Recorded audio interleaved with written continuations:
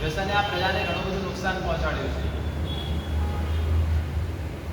માત્ર સંપત્તિથી ખલાસ કરે છે એવું નથી, શરીરથી પણ ખતમ કરે છે, પરિવાર ભાવનાને પણ ખતમ કરે છે, તમારા સંગઠનને પણ તોડે છે, તમારી વિચારવાની શક્તિ, તમારી સમજવાની શક્તિ એને પણ બહુ ઘેરું નુકસાન પહોંચાડે છે.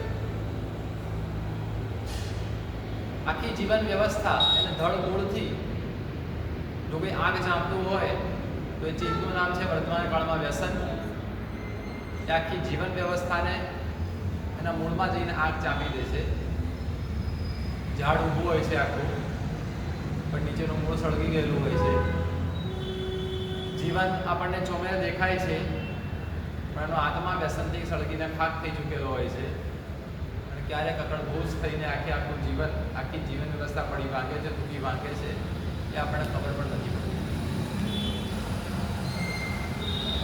એટલે વ્યસનની બાબતમાં આપણે બહુ કડક થવાનું છે, બહુ કડકાઈ રાખવાની છે, સમજદારીથી સમજાવવાનું, બુદ્ધિમાનીથી બુદ્ધિમાં ઉતારવાનું, પુરુષાર્થથી પ્રયત્ન કરવાનો, પણ છેલ્લે જરૂર પડે ત્યાં કડકાઈ પણ કરવાની કે આ તો નહીં ચાલી શકે. બાળપણમાં, નાની ઉંમરમાં અત્યારથી આ વળગણ, અત્યારથી આ પ્રારંભ, અત્યારથી આ શરૂઆત, અત્યારથી આ આદત, અત્યારથી આ કુટેવ, ભણવાનું એ બાજુએ રહી જશે, જીવવાનું એ બાજુએ રહી જશે, શરીર નાનપણથી બીમારીનું ઘર બની જશે. એટલે આ વસ્તુ કદાપી નહીં ચાલે.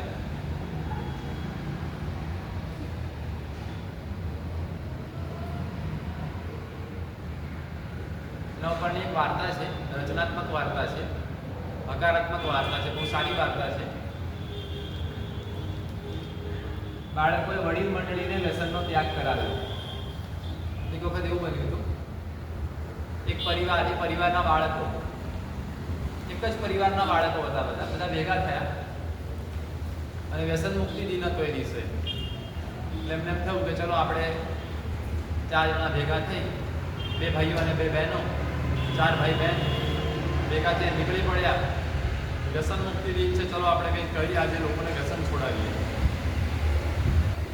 લોકો નીકળ્યા, અલગ અલગ ઘરોમાં નજર નાખતા જોતા આગળ વધતા જઈ રહ્યા છે. જોરા કાકાનું ઘર આવ્યું. એમને ખબર હતી કે જોરા કાકા એમને વ્યસન ખૂબ છે. એમના ઘરે પહોંચ્યા, અંદર ઘૂસ્યા. છોકરાઓ માટે રજા લેવાની કોઈ જરૂર ન હોય છતાં પણ ઔપચારિક રજા લઈ આવી શકીએ છીએ. એમણે કીધું આવો. અને છોકરાઓ, એમનો ભાવ સાચો હશે એ દિવસે તો જોરા કાકા એકલા નતા, આખી વ્યસન મંડળી એમની ટુકડી ભેગી થઈ અને એક ભેગી વ્યસન કરતી હતી આગળ. છોકરાઓ તો અદબ વાળીને ત્યાં પહોંચ્યા, જઈને પ્રણામ, નમસ્તે, ચરણ સ્પર્શ કર્યો કે આશીર્વાદ આપો અમને. એક હાથમાં હુક્કો, બીજા હાથમાં પડી. આશીર્વાદ તો ક્યાંથી આપી શકે? અને એક નહીં, આવા 15 જણા બેઠા હતા અને સામૂહિક કાર્યક્રમ ચાલતો હતો. કોઈ અફીણ, કોઈ ગુટકા તમાકુ, કોઈ બીડી, કોઈ હુક્કો, કંઈકનું કંઈક બધું ચાલી રહ્યું હતું. આ બાળકો ન તો મસ્તક બન્યા. વડીલોને શરમ તો આવી કે આ છોકરાઓ બધા અચાનક આવી રીતે આવી ગયા છે, આ બધું જુએ છે. વર્તમાન એટલો બધો વિષમ બની ગયો છે કે એની કોઈ શરમ પણ નથી રહી, એકદમ સહજ બની ગયું છે. એટલે પાછી એ જ સાહજિકતાથી એ લોકોએ બાળકોને ગણકાર્યા વગર પાછું પોતાનો જે ગપાટા, વ્યસન, હુક્કા પાણી, પોતાની જે રંગત, પોતાની જે મોજ હતી એ બસ ચાલુ ને ચાલુ એમણે રાખી. છોકરાઓની વાત જવા દઉં, મારી પોતાની વાત કરું. ક્યારેક મારે ગામડાઓમાં વિહાર થતો હોય અને ક્યારેક મને આમંત્રણ આપ્યું હોય કે પધારજો, રાવણું છે, પ્રવચન આપજો, બધાને થોડું સંભળાવજો, સમજાવજો. હું જતો હોઉં, ક્યારેક મારે જવાનું થયું હોય, ગયો હોઉં, ત્યાં બેઠો હોઉં. હું બેઠો હોઉં ત્યારે પણ અમુક 1-2 જણા હોય, બીડી ચાલુ હોય. મને એમ થાય કે આ લોકોને એટલી ખબર નથી પડતી કે મારા સાહેબ અહીંયા બેઠેલા છે તો આપણાથી બીડી ન પીવાય. થાળી પડેલી હોય બીડીની અને બધાને આપવા માટે. એટલે મને એમ થાય કે આ લોકોને એટલી સમજણ નથી પડતી કે મારા સાહેબ આવ્યા છે એટલે કેટલી બધી સહજતા આવી ગઈ છે. વસ્તુ અમને ખોટી પણ નથી લાગતી, વસ્તુ અમને સાવ સાધારણ લાગે છે. બસ એવું જ સામાન્ય લાગ્યું. કોઈએ કંઈ ગણકાર્યું નહીં. પાછા હુક્કા પાણી બધા ચાલુ રહ્યા. છોકરાઓ આવ્યા હતા, આજે મક્કમ નિર્ધાર કરીને આવ્યા હતા કે આજે વ્યસન મુક્તિ દિન ઉજવવો છે એટલે શાનદાર ઉજવવો છે. ઉભા રહ્યા 2-5 મિનિટ. એટલે છોકરાઓને કીધું કે જાઓ તમે તમારે, પણ કે ના અમે કામથી આવ્યા છીએ, પણ અત્યારે ટાઈમ નથી, તમે પછી આવજો. પણ અમારે અત્યારે જ કામ છે, અર્જન્ટ કામ છે. કોનું? તમારું. મારું તો સાઈડમાં ઉભા, તમારું એકલાની બધાનું કામ છે અમારે. એટલે જ્યારે એ લોકોના શબ્દોમાં એક રડકો સાંભળ્યો ને આ લોકોએ, એટલે એમને થયું કે કંઈક આ લોકોને મહત્વની વાત કરવી લાગે છે, કંઈક અંદર રહસ્ય છે આની પાછળ.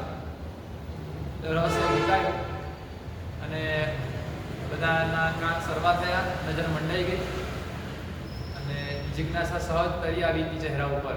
તો બોલો શું કહેવું છે તમારું લોકોએ? જે લીડર આગેવાન છોકરાઓ જોડે શરૂઆત કરી કે દાદા આજે વ્યસન મુક્તિનો દિવસ છે. હા બોલો શું કહેવું હતું? પાછું હજી એ દાદા એ પાવરમાં જ છે, હજી એમનો પાવર ઢીલો નથી પડ્યો. હા બોલો શું કહેવું હતું? અને પછી અસ્ખલિત વાગધારા ચાલુ થઈ. એ છોકરો સમજાવે છે, એની બહેન સમજાવે છે, નાનકડી દીકરી આવી એ કાલાવાલા કરે છે. ખરેખર આપનો વડીલ કહેવાઓ, આપ તો આટલા ઉત્તમ કહેવાઓ, આપના આટલા મહાન કહેવાઓ, અમે આપના છોરું કહેવાય. જે આપનો આદર્શ અમારા જીવનમાં અમારે લેવાનો હોય, જે આપના જીવનમાં આવશે અમારા જીવનમાં આવશે. અમે આપની પાસે જોઈ જોઈને શીખશું અને અમે મોટા થશું. ખરેખર અમારી વિનંતી છે, આજે વ્યસન મુક્તિ દિન છે, આજ આપ વ્યસન છોડી દો. કોઈ અસર નહીં, કોઈ ફરક નહીં. હા પછી આપણે જોઈશું. તમે તમારે આવો ને શાંતિથી થોડા દિવસ પછી. હમણાં અમને અમારું કામ કરવા દો. છોકરાને લાગ્યું કે આ લોકોને હજી કંઈ બહુ જાજી અસર થઈ એવું લાગતું નથી. દાદા છેલ્લી એક વાત ખાલી સાંભળી લો અમારી. ટાઈમ નથી કીધું ને, પણ ના છેલ્લી એક વાત, બસ બીજું કંઈ નહીં. એક વાત અમારી છેલ્લી સાંભળી લો, પછી અમે ચોક્કસ અહીંથી વિદાય લઈ લઈશું. હા બોલો શું કહેવું હતું? કે દાદા તમે રવિશંકર મહારાજ વિશે જાણો છો? તો કે હા એ તો અમે જાણીએ. તો કે રવિશંકર દાદાની થોડી અમને વાતો કરો ને, કે કેવા હતા, શું કરતા, એમણે શાના માટે પોતાનું જીવન આપ્યું. વેદ પ્રદેશના લોકો હતા, એ બધા ચરોતર પ્રદેશ. રવિશંકર દાદાનો પ્રવેશ અને બધા એમનાથી બહુ સારી રીતે પરિચિત. લગભગ એ દરેકે એમના પોતાના ઘરે રવિશંકર દાદાને પધરાવ્યા હતા, એમની પ્રેરણા લીધી હતી. એટલે પછી કીધું કે રવિશંકર દાદા તો દુઃખીઓના બેલી હતા, અનેકના અનેક દુઃખ દર્દ દૂર કર્યા, કેટલા બહારવટીયાઓને સુધાર્યા, કેટલાય વેશ્યાનીઓને સુધાર્યા, કેટલાય કુરિવાજો દૂર કર્યા. એમણે કેટલા બધા ગરીબોને સહાય ટેકો કર્યો અને બસ પોતાનું જીવન લોકોના વૈર ભાવ, અરસપરસ રાગ દ્વેષ આ બધું સમાવવામાં એમણે પસાર કર્યું. આ બાળકો સાંભળતા જાય છે, ખુશ થતા જાય છે. અને હવે આ દાદાઓ બરાબર આપણે જ્યાં લઈ જવું છે ને એ જગ્યા ઉપર આવી ગયા છે. કે દાદા આપણે રવિશંકર મહારાજ વિશે જાણો છો, આપ એમને જોયા પણ છે, સાંભળ્યા પણ છે. સાંભળ્યા પણ છે અમે લોકો, અમે તો એકદમ નજીકથી એમને માણ્યા છે. તો કે દાદા મારે આપને એટલું પૂછવું છે કે આપણે તો રવિશંકર દાદાના પડખા સેવેલા છે અને અમે તો રવિશંકર દાદાને જોયા પણ નથી. પણ વિચાર કરો કે જેમના પડખા સેવ્યા છે એવા પણ જો આવા હોય, તેમના પડખા સેવ્યા વગરના અમે તો વળી કેવા પાકશું? તમારે શું કહેવું છે આપ સમજી શકતા હશો. હવે આપણી પાસે કોઈ જવાબ નહોતો. આટલું કહીને લોકો ચાલતા થઈ ગયા, થોડું આવડું થઈ ગયું હતું બધાનું. અને ત્યાં ને ત્યાં એ 15 જણાએ સંકલ્પ કર્યો, આત્યા હુક્કા પાણી અને વ્યસન ત્યાગ. એનો અમે ત્યાગ કરી દઈએ છીએ. બાળકોએ વડીલ મંડળીને વ્યસનનો ત્યાગ કરાવ્યો. આપણે એક વાત થઈ હતી શરૂઆતમાં, પહેલા મેં તમને અગાઉ વાત કરી હતી, ટેકનિકથી કામ લેવું, બુદ્ધિમાનીથી કામ લેવું. તમારી બુદ્ધિ વાપરો, તમારો આઈડિયા વાપરો, તમે તમારું મગજ ચલાવો. જ્યાં બળ કામ ના આવે ને ત્યાં કળ કામ આવે.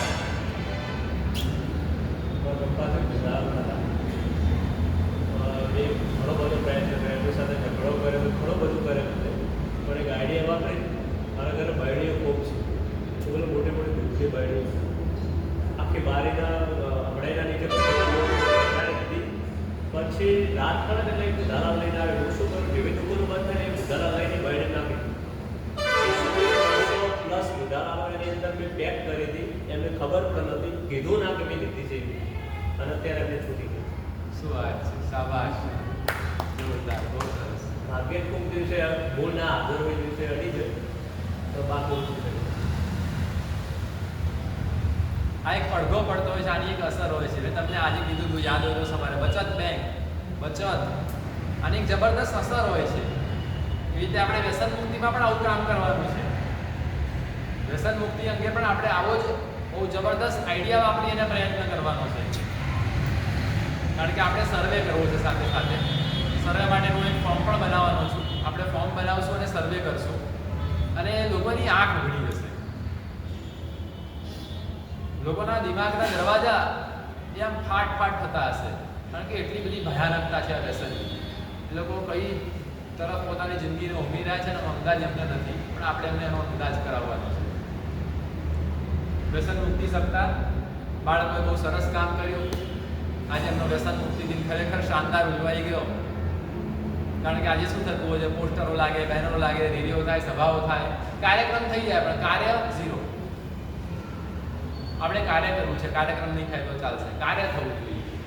કાર્ય મહાન છે, કાર્ય ભગવાન છે, કાર્ય સર્વોપરી છે, કાર્ય સર્વશ્રેષ્ઠ છે. કાર્ય એ જ આપણા જીવનનો સર્વથી શ્રેષ્ઠ સાર છે. વ્યસન મુક્તિ સપ્તાહ, વ્યસનને બરબાદ કરવાના છે, દેશને આબાદ કરવાનો છે. શું કરશું આપણે એના માટે? 5 પ્રવૃત્તિઓ કરવાની છે.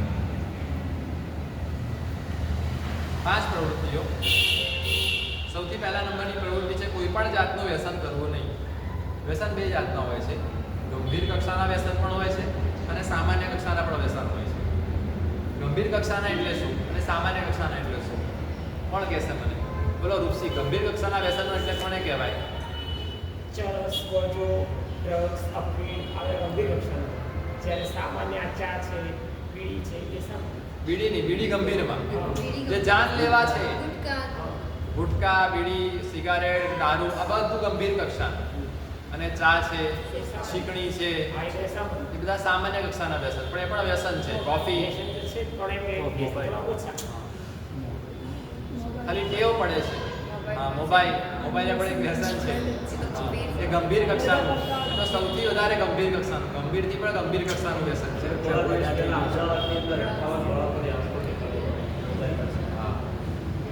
સાંભળ્યું?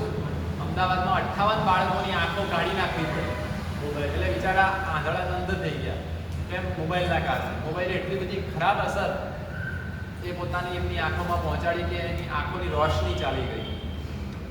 આંખોની રોશની જવી એટલે ખાલી આંખોની નથી જતી, આખા જીવનની રોશની ચાલી જાય છે. પણ જોઈ ન શકે તો વિચાર તો ખરી, તમે જોઈ ન શકતા હો તો આમ તમારા જીવનમાં કેવો ખળભળાટ હોય. વ્યસન ગંભીર કક્ષાના, સામાન્ય કક્ષાના બંને વ્યસન છોડી દેવાના. કોઈ પણ પ્રકારના વ્યસન નહીં ચાલે. તો આપણે સમજાવવા કે આ ગંભીર કક્ષાના વ્યસન છે, આ સામાન્ય કક્ષાના વ્યસન છે. જીવનમાં કોઈ પણ કક્ષાનું વ્યસન નહીં ચાલે. કોઈ એમ કે ને સામાન્ય કક્ષાના વ્યસન તો ચાલે ને, તો આપણે એમ પૂછવાનું કે સંડાસ હોય ને, સંડાસ કોઈ તમને એક વાટકી આપે અને કોઈ તમને એક ચમચી આપે, તો ચાલે કે ના ચાલે? ચાલે. એ વાટકી ભરીને હોય કે ચમચી હોય, ન ખાવાનું હોય તો ન ખાવાનું હોય, કંઈ ખાવા જેવી વસ્તુ નથી. એટલે ગંભીર કક્ષાનું ને સામાન્ય કક્ષાનું વ્યસન એ વ્યસન છે. એ ખરાબ વસ્તુ છે, ખરાબ વસ્તુ છે. એ ગંદી છે, ગંદી છે. તમે ભૂંડ હો તો એમાં મોઢું નાખો. તમે કોણ છો એ તમારે સાબિત કરવાનું. બરાબર? વ્યસન છોડવું. વ્યસન છોડવું સૌથી પહેલા નંબરની પ્રવૃત્તિ. વ્યસનનો ત્યાગ કરો. સામાન્ય કક્ષા કે ગંભીર કક્ષા, વ્યસનનો ત્યાગ કરી દેવો. દાખલો શું છે? ગધેડાનું ચિત્ર. ગધેડાનું ચિત્ર બનાવવાનું અને ગધેડાના ચિત્રની નીચે લખવાનું. શું લખવાનું કહું? ગધેડાનું ચિત્ર અને નીચે એમ લખવાનું કે હું તારાથી પણ ખરાબ થવા માંગતો નથી. હે ગધેડા, તારાથી ખરાબ થવા માંગતો નથી. હું તારા જેવો તારા કરતા ખરાબ થવા માંગતો નથી. પેલો ગધેડો છે ને, ગધેડો એ તમાકુમાં મોઢું નાખે, એ ગુટકામાં મોઢું નાખે, એ બીડી સિગારેટમાં મોઢું નાખે, એટલે ગધેડાને પણ ખબર પડે છે કે આ ન ખવાય. એટલે આ માણસ તને ખબર નથી પડતી કે આ ખવાય કે ન ખવાય. એ ગધેડા, બોલો ગધેડો ખરાબ કે માણસ ખરાબ? અત્યારે માણસ ખરાબ છે. આમ આપણે આમ સામાન્ય બુદ્ધિથી વિચારીએ ને તો ઘોડો અને ગધેડો તો બેમાંથી ખરાબ કોણ? ગધેડો. બરાબર ને? એટલે ગધેડો એ ખરાબ તો કહેવાય ને. આમ ગધેડો ખરાબ છે. તમને ઘોડો આપે ને ગધેડો આપે તો શું પસંદ કરો? ઘોડો. વર ઘોડો કે વર ગધેડો? વર ઘોડો. વર ઘોડો. વરને ઘોડા ઉપર બેસાડે કે ગધેડા ઉપર બેસાડે? ઘોડા ઉપર. તો વર ઘોડો નીકળે ને તો શું નીકળે? વર ઘોડો. વર ગધેડો. વર ગધેડો. વર ગધેડો. એટલે આપણે કહેવાનું છે કે જે ગુટકા તમાકુ થાય છે એ વર ઘોડો નથી, એ વર ગધેડો છે. એટલે ગધેડાનું ચિત્ર, એ ગધેડા ખરાબ છે, બસ તારા જેટલો ખરાબ થઈ છે ત્યાં સુધી વાંધો નથી, પણ તારા કરતા તો ખરાબ મારે નથી થતો. તું ખરાબ છે ને, છેલ્લામ છેલ્લી મારી એટલી લિમિટ, છેલ્લામ છેલ્લો એટલે તું તારા કરતા તો મારે વધારે ખરાબ નથી થતું. ગધેડાનું ચિત્ર, ગધેડાને ઉદ્દેશીને આપણે કહેવાનું છે. એટલે હું શું કહેવા માંગુ તમે સમજી શકતા હશો. ગધેડો પણ મોઢું ના નાખતો તો આપણે ક્યાંથી મોઢું ન થાય એમાં. પહેલા નંબરનું પ્રવૃત્તિ. બીજા નંબરની પ્રવૃત્તિ, માતા પિતા મિત્ર વગેરેને વ્યસન છોડાવવા. એમાં આપણે એમને સારા પુસ્તક, સમાચારો વંચાવી શકીએ. પછી એમને આપણે મુલાકાત લેવડાવી શકીએ હોસ્પિટલની, કેન્સરની હોસ્પિટલ છે અથવા કેન્સર થયેલા ફોટાઓ છે, બધું આપણે એમને બતાડી શકીએ અને સમજાવી શકીએ. અને છેલ્લે પછી આપણે કીધું એમ એવા આઈડિયા પણ આપણે કરી શકીએ. પછી આપણે ભૂખ હડતાલ ઉપર, ઉપવાસ આંદોલન ઉપર, છેલ્લે અત્યારે પણ જાઓ મારે ભણવું નથી આવતું, પરીક્ષા નથી આપવા, અથવા તો તમે છો તો કે સાહેબ મારે નોકરી છોડી દેવી છે. આપણે કોઈ પણ એવા અભિયાન ઉપર, આંદોલન ઉપર ઉતરી શકીએ. વ્યસન છોડાવવા. વ્યસન છોડાવવા એ વાત બરાબર. હા બોલો. મારા મમ્મી બહાર જેનો છે ફોન આવ્યો એટલે એમાં ફોન પહોંચે ના.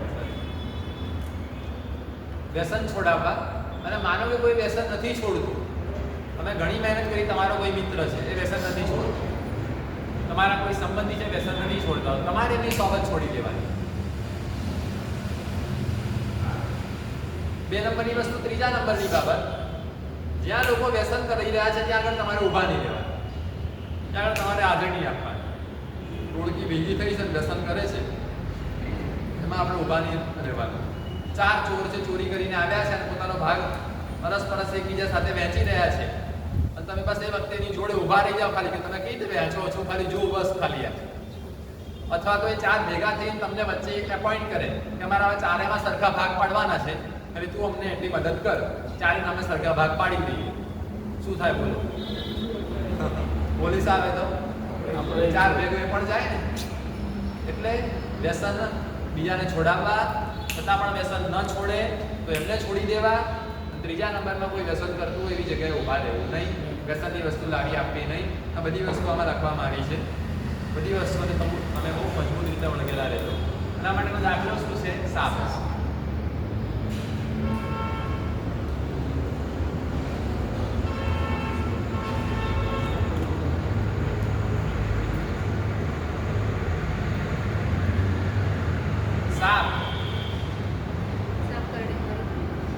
સાપ કરડે તો આપણે મરી જઈએ. એમ વ્યસન આપણને કરડે ને તો આપણે જીવતા હોઈએ પણ આપણી જિંદગી મરી ગઈ હોય. જીવન ચાલતું હોય, ધબકતું હોય, પણ જિંદગી એના ધબકારા નામશેષ થઈ ચૂકેલા હોય. પણ સાપનો દાખલો ખાલી આટલો નથી, મારે વ્યવસ્થિત દાખલો સમજાવવો છે. સાપ છે ને, સાપ પેલો મદારી પાસે સાપ હોય કે ન હોય? હોય ને. પણ સાપ કેવો હોય? ઝેર વગરનો અને વશ કરેલો હોય. ખાલી ઝેર વગરનો હોય એટલું નહીં, પછી મોરલી આમ વાગે ને એટલે આમ બોલે, આમ વાગે એટલે આમ બોલે, એને વશ કરેલો હોય. એટલે સાપ છે ને, સાપ બોલો ઉદયનું ઉદાહરણ આપણે સરસ લઈએ હા? ઉદય ઉદય વ્યસન છે ઉદયની જેમ ધીરે ધીરે આપણું જીવન બંધ કરીને એ પણ આપણે કરશું પણ હું પહેલા આ પૂરું કરી લઉં વ્યસન છે ને વ્યસન આમાં છે ને વ્યસનની પણ વ્યસન વાળો વ્યક્તિ એને સાપની ઉપમા આપણે આપવાની છે જે વ્યક્તિ વ્યસન કરે છે ને કેવો છે એ સાપ છે એ સાપ જેવો ઝેરીલો છે જે વ્યક્તિ વ્યસન કરે છે વ્યસન કરનારો વ્યક્તિ સાપ પણ એક જીવ છે ને જંતુ છે ને પ્રાણી છે ને તો વ્યસન કરનારો માણસ પણ એક જીવ છે વ્યક્તિ છે બે વસ્તુ થઈ શકે કાં એને વશ કરો અને કાં એને છોડી દો તમારા માતા પિતા મિત્ર સ્વજન સંબંધી જે પણ કોઈ છે એને વશ કરો કાં એનામાં વ્યસન છે જેમ સાપ છે એનું ઝેર છે દૂર કરી નાખો અને વશ કરો તમારા કયા મુજબ ચલાવો તો જે વ્યક્તિ વ્યસન કરે છે એના વ્યસનને દૂર કરી નાખો સાપ ખરાબ છે કે સારો છે સાપ ખરાબ છે સાપ ખરાબ કે સારો હા કે નાનો જવાબ આપો બીજું કઈ એડિશન નહીં ખરાબ કે સારો ખરાબ ખરાબ ખરાબ પણ ખરો અને સારો પણ ખરો કેવી રીતે જો વશ કરી લેવામાં આવે તો એ સારો અને કંટ્રોલ બહાર જો હોય તો એ ખરાબ બરાબર ને એટલે જે વ્યસન કરનાર વ્યક્તિ છે સાપ જેવો છે કાં એને વશ કરી લો અને કાં એને છોડી દો ઉદયને શું વશ નથી કરી શકાતું એ ખાઈ જ જાય છે એટલે પછી મેં સાપનું દ્રષ્ટાંત અને ઉદયનું દ્રષ્ટાંત પણ સારું છે તમે આપી શકો કે ઉદય કેવી રીતે આખું અંદરથી તમને બહારથી આખું દેખાતું હોય પણ અંદરથી ખવાઈ ગયું હોય શરીરમાં પણ એવું એમ શરીર તમારા અંદરથી આખું ખવાઈ ગયું હોય પણ બહારથી તમને એકદમ અકબંધ સલામત દેખાતું હોય વ્યસન ઉપર બીજી પણ એક વાર્તા છે જે તમે લોકોએ સાંભળી હશે મને રૂપસી પણ એકવાર મને લાગે કીધી હતી વાર્તા કે જે વ્યક્તિ વ્યસન કરતો હોય ને એ વ્યક્તિના 4 ગુણ વ્યસનના 4 ગુણ છે એના ઘરે કદી ચોરી ન થાય એને નજીક કદી કૂતરા ના આવે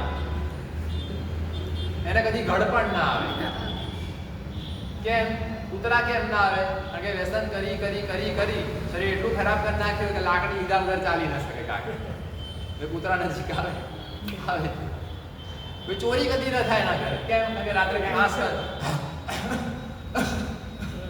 ખાસ કરતો હોય એટલે ચોર બિચારો ક્યાંથી આવે એના ઘરે કદી ચોરી ના થાય અને ગડપણ તો આવે જ નહીં કારણ કે વહેલો જ મરી ગયો એટલે વ્યસનના 4 ગુણ છે ચોથું પણ હજી ગુણ છે કોઈ કેનો લાવી પણ એક સરસ મજાની વાર્તા છે પણ આપણે બીજી વસ્તુ જોઈ વ્યસન છોડાવવા કારણ કે વ્યસન કરનાર વ્યક્તિએ સાપ જેવા છે કાં એને વશ કરો અને કાં એને દૂર કરો કાં એનાથી દૂર હટી જાઓ દૂર કરી નાખો કાં તમે એનાથી દૂર હટી જાઓ બરાબર ને સમજાયું વ્યસન કરનારાથી આપણે દૂર રહેવાનું પ્રવૃત્તિ નંબર 3 વ્યસન મુક્તિ વિશે નિબંધ લખો ચિત્ર પોસ્ટર ભીત ઉપર લખાણ કરવા એમાં છે ને આપણે નિબંધ જે લખવાનું છે ને એમાં વ્યસનના નુકસાન લખવાના અને વ્યસન મુક્તિના ફાયદા લખવાના આ બધા મુદ્દાઓ કે વ્યસનથી કયા પ્રકારના નુકસાન થાય છે વ્યસન છોડવાથી કયા ફાયદા થાય છે જો આજે લખ્યું છે ને પ્રવૃત્તિમાં નિબંધમાં વ્યસન મુક્તિના કયા ફાયદા અને વ્યસનના કયા નુકસાન લખ્યા એ લખો તેમણે આપણે એમાં એ લખાવવાનું છે બાળકોની પાસે કે વ્યસન મુક્તિના ફાયદા લખો અને વ્યસનના નુકસાન લખો અને પ્રવૃત્તિમાં આપણે એમને એમ લખાયું છે કે નિબંધમાં વ્યસનના કેટલા નુકસાન લખ્યા કેટલા ફાયદા લખ્યા વ્યસન મુક્તિ વિશે વક્તવ્ય તૈયાર કરવું દુકાનદારને વ્યસન વેચતા બંધ કરાવવા હું તમને ટાર્ગેટ આપું છું દુકાનદાર જો હોય એને વ્યસન વેચતા બંધ કરાવવાના કમસે કમ 5 દુકાનોમાં એવું કરાવી શકશો તમે વધારે નહીં 5 દુકાનો એવી તમારે તૈયાર કરવાની કે જે લોકો વ્યસન ન વેચતા હોય બોલો કોણ આંગળી ઊંચી કરશે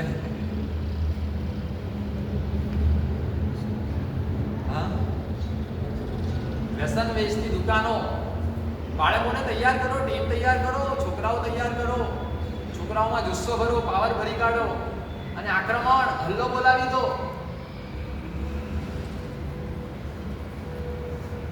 5 દુકાન બંધ કરાવશો 3 લાખની 3 લાખની છે નમાલી વાતો નહીં કરવાની પ્રયત્ન કર્યા પછી પણ જો સરકારી નોકરી ન લાગે તો મહેનત ચાલુ રાખો છો કે છોડી દો છો ચાલુ ક્યાં સુધી મરે નહીં ત્યાં સુધી રિટાયર્ડ થવાની ઉંમર આવે ત્યાં સુધી હવે લાગે હવે રિટાયર થવાનું છે હવે કરીને મતલબ નથી ત્યાં સુધી મહેનત ચાલુ રાખો ને હા. તમારી વાતો નહીં કરો કે મેં મહેનત કરી છે. બધા લગભગ તૈયારી ચાલતી હશે. કોણ છે એવું જેને તૈયારી નથી ચાલતી? હાથ ઉપર કરજો. નથી ચાલતી તૈયારી તમારે? ચાલો 5 બંદા અમારા છે. પૂરું થઈ ગયું. તમારે નથી ચાલતી? હા, તમારે નથી ચાલતી. તમારે નથી ચાલતી. તમારે ચાલે છે? તમારે ચાલે છે. તમારે ચાલે છે. હા. જેને ચાલતી હોય ને હવે એમને કહી દઉં કે આ સરકાર સમજી લો. હા. આ ગુજરાતની સરકાર અહીંથી ચાલે છે. આ ગુજરાત સરકાર છે. ગુજરાતની સરકાર અહીંથી ચાલે છે. એટલે મહેનત કરો. 3 નો ટાર્ગેટ રાખવો છે. એટલે ટાર્ગેટ તો રાખો. નો ટાર્ગેટ રાખે. એમ નહીં, 30 નો ટાર્ગેટ નથી રાખવો. 3 ગણે. કંઈક એવો ટાર્ગેટ રાખો કે જે આપણે અચીવ કરી શકતા હોય. 5 નો ટાર્ગેટ રાખો, 3 નો રાખો, 2 નો કે 1 નો. બોલો તમે કેટલાનો ટાર્ગેટ રાખશો? 5. તમે કેટલાનો રાખશો? 2. તમે કેટલાનો રાખશો? 3. તમે કેટલાનો રાખશો? તમે કેટલાનો રાખશો? 5. વાહ, તમારા ભાવેશભાઈ પાવરમાં આવી ગયા છે. તમે કેટલાનો રાખશો? 2. ભાવેશભાઈ પાવરમાં આવ્યા છે કારણ છે પોતાના ઘરમાં ભોગવી છે વસ્તુ. હા. એમણે પોતાનો ભાઈ ગુમાવ્યો આ જ વ્યસનના કારણે. એટલે પીડા એક દર્દ છે. તમે કેટલા રૂપસી? તમારે તો ડંકો વાગવો જોઈએ. તમે વકીલ છો પાછા. દલીલમાં તમને કોણ પહોંચે? હું ઘણી વાર પાછો પડી શકું છું. પહેલા તો આપણે કહેવાય ને લોકોથી ઝઘડા કરવાનું થાય કાં તો પેલા ગમે ને એટલે કાંઈ વાત એટલે વિરોધ થાય. બુલેટ ખાવા નહીં જવાનું તમારે. બીજે ગમે. તમે સોયલા જજો. હા, મારા જ ત્યાં જજો. 2. તમે 3. અલ્પેશ 1. તમે પૂર્વીબેન 3. તમે 3. તમે 2. તમે મમતાબેન 3. 3 4. તમે 1. તમે 3. હા, ચલો ટાર્ગેટ તો રાખો બધા. કમસે કમ ટાર્ગેટ તો રાખો. આપણે આપણા જીવનના સંભાળનામાં આપણને યાદ કરાવતા હશે કે મેં મારા એક વખતમાં એક ટાર્ગેટ રાખ્યો હતો કે મારે કમસે કમ 3, કમસે કમ 2, કમસે કમ 5 દુકાન એવી કરવી છે કે જેને હું વ્યસન મુક્ત કરાવીશ. તો તમને પોતાને આનંદ થશે, એક રોમાંચ થશે. વ્યસન વેચના બંધ કરાવવાના અને વ્યસન મુક્તિ વગેરે વિશે ચિત્રો તૈયાર કરાવવાના. વ્યસન મુક્તિ વિશે નિબંધ લખવો. આતંકવાદી. વ્યસન મુક્તિ વિશે આપણે નિબંધ લખવાનો છે. વ્યસન મુક્તિ વિશે આપણે તૈયારી કરવાની છે. પણ છે ને એ જ્યારે તમે નિબંધ લખવા માટે બેસો ત્યારે તમારી અંદર એક ખુન્નસ હોવું જોઈએ. અને કેવું ખુન્નસ? ઓપરેશન સિંદૂર વખતે જેવું ખુન્નસ ભારતીય સેનામાં હોય છે એવું જ ખુન્નસ એટલે તમારે વ્યસન મુક્તિ વિશે નિબંધ લખવાનો છે. એ વખતે તમારી જાનમાં તમારે ભરીને બેસવાનું છે. કારણ કે વ્યસન કોણ છે? ઉદય નથી. ઉદય તો બહુ સારી. વિચારીને કાઢીએ તો કાઢી તો શકાય. હા, પણ આ તો ખબર ના પડે ને સીધો બ્લાસ્ટ કરી નાખે. રાજીવ ગાંધી, ઇન્દિરા ગાંધી, ઓપરેશન સિંદૂર, પહલગામ અને ઉરી એટેક કરે તમને ખબર પણ ન કરે. તમારા મનામાં ભૂક્કા બોલાવી નાખે. બોલો, ખબર હોય છે જે દારૂ પીએ છે એને તો ઉપડી જવાનો છે. ગુટકા તમાકુ ખાય એને ખબર હોય છે, ઉપડી જાય છે, ખબર પણ નથી પડતી. અચાનક ડિટેક્ટ થાય છે કેન્સર, અચાનક ડિટેક્ટ થાય છે લીવર ફેલ્યોર, અચાનક ડિટેક્ટ થાય છે કે કિડની ફેલ્યોર, અને પછી એના હાથમાં કંઈ શું બચેલું નથી હોતું અને પછી બસ એક જ વસ્તુ ગુમાવવાની એની પાસે બાકી હોય છે અને એ છે એની જિંદગી. કારણ કે બાકી તો બધું ગુમાવી જ ચૂકેલો હોય છે. પૈસા, પરિવાર, પ્રેમ, સંબંધ બધું ગુમાવી જ ચૂકેલો હોય. છેલ્લે ખાલી એક જીવન ગુમાવવાનું બાકી એનું આયુષ્ય. એટલે એને આતંકવાદીની નજરથી જોવાનું છે. એટલે મારે તમને ખાસ એ કહેવું છે કે જ્યારે તમે બાળકોને આ નિબંધ લખવાનું કહો, જ્યારે તમે એમને દુકાન વેચતા બંધ કરાવવાનું કહો, ત્યારે તમારે બાળકોને ખાસ એમ કહેવાનું છે કે ખુન્નસ ભરીને જોવાનું. આતંકવાદી સામે લડવાનું કેવું ખુન્નસ હોય, પાકિસ્તાનને તમે કેવી નજરથી જુઓ છો, બસ એવી નજરથી તમારે એને જોવાનું હોય. કોઈ પણ ભોગે તમારે એને ખતમ કરીને બતાવવાનું. તમે જે દુકાનો નક્કી કરો ને, જે ટાર્ગેટ કરો ને, મને કહેજો. આપણે સાથે મળીને મહેનત કરશું. ટીમવર્કમાં આપણે મહેનત કરશું. આપણે આખું પ્લાનિંગ કરીશું, આયોજન કરશું આખું, અને એ લોકો ઉપર આપણે હલ્લો બનાવશું બહુ મોટો, અને સકારાત્મક રીતે, રચનાત્મક રીતે, તોડફોડ નહીં, બારીના કાચ બાજ તોડી નાખવાના એવું નહીં. બરાબર? આ ત્રીજા નંબરની પ્રવૃત્તિ. ચોથા નંબરની પ્રવૃત્તિ વ્યસનના વિકલ્પો વ્યસનના વિકલ્પ જાતે અપનાવવા અને બીજાના વ્યસનના વિકલ્પ તરફ વાળવા. તો વ્યસન બંધ કરવા માટેના મુખ્ય 3 રસ્તા આમાં લખ્યા છે. એક તો મનને મજબૂત કરી શકાય, પોતાના મનને મજબૂત કરી નાખો તો પણ તમે છોડી શકો. પછી દારૂ તમાકુ જેવા વ્યસન હોય તેના માટે તમે દવા લઈ શકો. દવા એવી આવે છે ઓલ્ટરનેટ એના માટે કે તમે દારૂ પીતા હોય તો શરીરમાં કેફીન જતા હોય, નિકોટિન વગેરે ગુટકા તમાકુ જતું હોય, એવા પ્રકારની દવા આવે છે હોમિયોપેથીમાં, એલોપેથીમાં.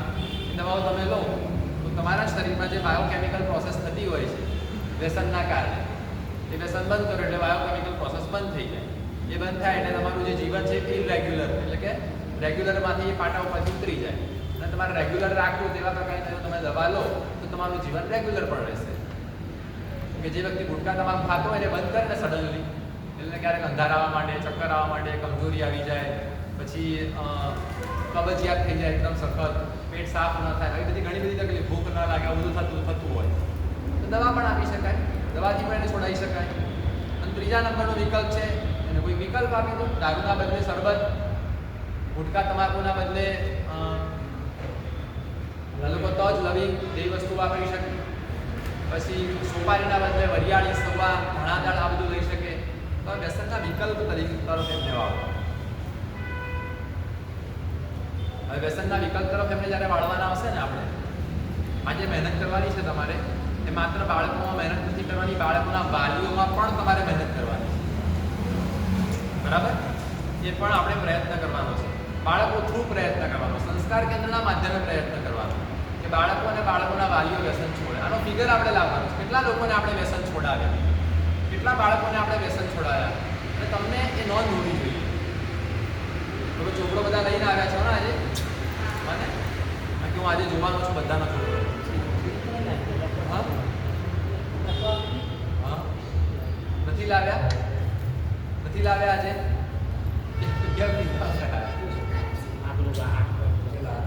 જે લાવ્યા હોય મને બતાડી દેજો, જે ના લાવ્યા હોય તો પછી કાલે કે પરમ દિવસે આપણે મને બતાડી દેજો, મારે જોવાનું છે. તો આપણી પાસે એની નોંધ હોવી જોઈએ કે કયું બાળક વ્યસન કરે છે, કયું નથી કરતું. મને ખરી નોંધ હોવી જોઈએ. હા, એને પૂછ્યું એને ના પાડી દીધી એમ નહીં, પાકી ખાતરી, એની પાકી ખાતરી કરવાની. બીજાને પૂછીને, ઘરે પૂછીને પાકી ખાતરી કરીને પછી જ લખવાનું છે આપણે. હવે છે ને આમાં જ્યારે તમે બીજાને સમજાવશો ને વ્યસનના વિકલ્પ તરફ વાળવા માટે, તો સૌથી પહેલી આ છે કે મારાથી છૂટતું નથી. એના માટે શું દાખલો છે? બોલો, મીઠા વગરનું ખવાય કે ના ખવાય? ખાઈ શકો કે ન ખાઈ શકો? ના ખાઈ શકે. મીઠા વગરનું, નમક વગરનું કોઈ ખાઈ શકે? ન ખાઈ શકે. બ્લડ પ્રેશર થયું હોય તો, હાઈ બ્લડ પ્રેશર હોય તો ખાવું પડે કે ખાય? ખાતા શીખી જાય ને, ખાતા શીખી જાય. ડાયાબિટીસ થઈ છે, શું થાય પછી? મીઠાઈ ખાવી હોય, ખૂબ ખાવી હોય, ડાયાબિટીસ થઈ જાય. ડાયાબિટીસ વાળા મારી વધારે ઈચ્છા થાય. એવું હોય, ડાયાબિટીસ વાળા મીઠું ખાવાની વધારે ઈચ્છા થાય.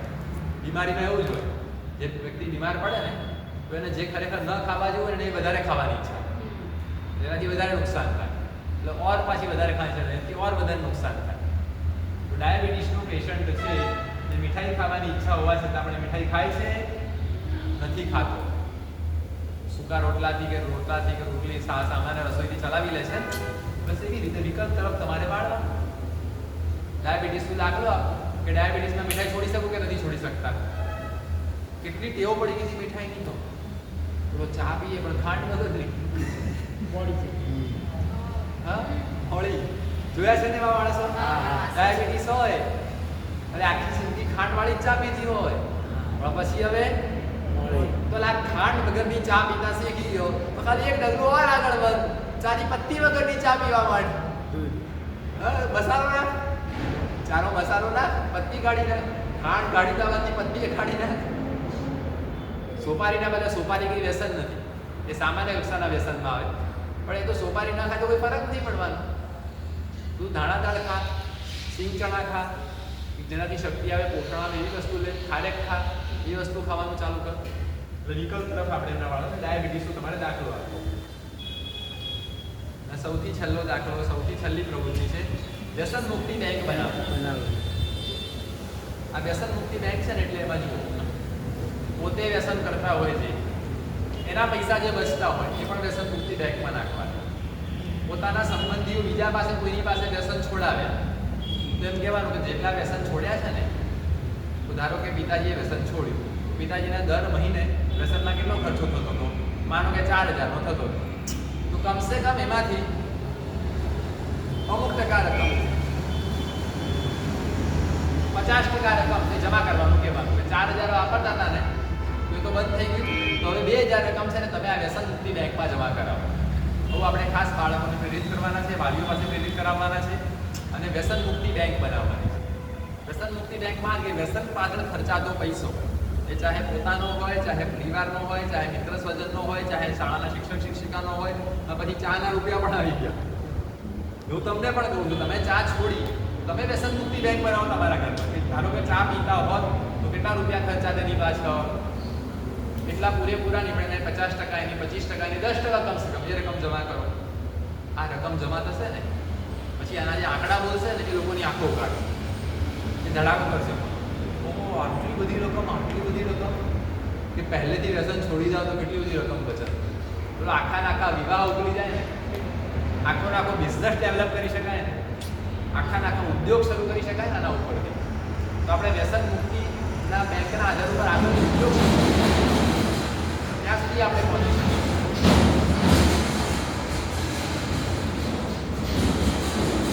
અને એના માટે દાખલો છે ઉદ્યોગપતિ બેંકર. બેંકર એટલે માલિક, પેલો બેંક મેનેજર નહીં, પેલો મેનેજર. આમાં આપણે ઉદ્યોગપતિ બેંકર બનવાનું છે, બેંકના માલિક બનવાનું છે આપણે. એટલે બેંકર બનવાનું છે, એટલે બેંકનો જેને પોતાનો બિઝનેસ છે, પોતાના નામથી જે બેંક ચલાવે છે એવા વ્યક્તિ આપણે બનવાનું છે. અને એવા વ્યક્તિ બની હવે બેંકરનું આમ ધ્યાન ક્યાં હોય? બોલો, જે બેંકર ઉદ્યોગપતિઓનું ધ્યાન ક્યાં હોય? કેવી રીતે વધારેમાં વધારે રકમ ખેંચી લાવે, એના માટે પછી અલગ અલગ સ્કીમો, કે હું લોન આપીશ, સબસિડી આપીશ, તમને વ્યાજ આપીશ, આમ કરીશ, તેમ કરીશ, આખો પ્લાન તૈયાર કરે અને આકર્ષે, વધારે ને વધારે ગ્રાહકોને ખેંચે. બસ તમારે પણ વ્યસન મુક્તિ બેંક બનાવી વધારે ને વધારે ગ્રાહકોને ખેંચવાના કરશો. આટલું વ્યસન મુક્તિ બેંક બનાવશો, બધા બેંક બનાવજો. એટલે આમ જનરલ આપણે બચત બેંક એક કરી શકીએ, બચત બેંક એમાં અલગ અલગ ખાતા પાડી શકીએ. વ્યસનનું અલગ ખાતું, મોબાઈલનું અલગ ખાતું, બચતનું અલગ ખાતું, વીજળી કપડાં બધું અલગ ખાતું. તે આપણે આખું ફોર્મેટ તૈયાર કરી શકીએ. પૈસા બધા એક જ ભેગા થતા હોય પણ ખાતા અલગ અલગ ખાતા હોય. જેમ કોઈ પણ પેઢી ચાલતી હોય ને, દુકાન ચાલતી હોય ને, તો અલગ અલગ ખાતા હોય. જીવદયા ખાતું, ગોશાળા ખાતું, પછી ચબૂતરા ખાતું, પછી શાળાના બાળકોનું ખાતું, એમ અલગ અલગ ખાતા ચાલતા હોય. ખાલી ખાતામાં આંકડા નોંધાઈ જાય, પેઢી એક જ હોય પણ કયા ખાતે જમા થાય એ રકમ, એ ખાતે રકમ જમા થતી હોય. એટલે આવી રીતે આપણે આખી એક જનરલ બેંક બનાવી, બચત ખાતે, કપડાં ખાતે, અનાજ ખાતે, પછી વ્યસન ખાતે, મોબાઈલ ખાતે, બધા ખાતે આપણે અલગ અલગ બચત આપણે કરતા જવા. બરાબર છે? તો આવી રીતે આપણે આ સરસ મજાનો વ્યસન મુક્તિ સપ્તાહ એનો પાઠ આપણે સમજ્યા અને આપણે એક્ઝિક્યુટ કરવા માટે શું સમજ મેળવવાની છે આપણે બરાબર રીતે સમજી ગયા. બરાબર?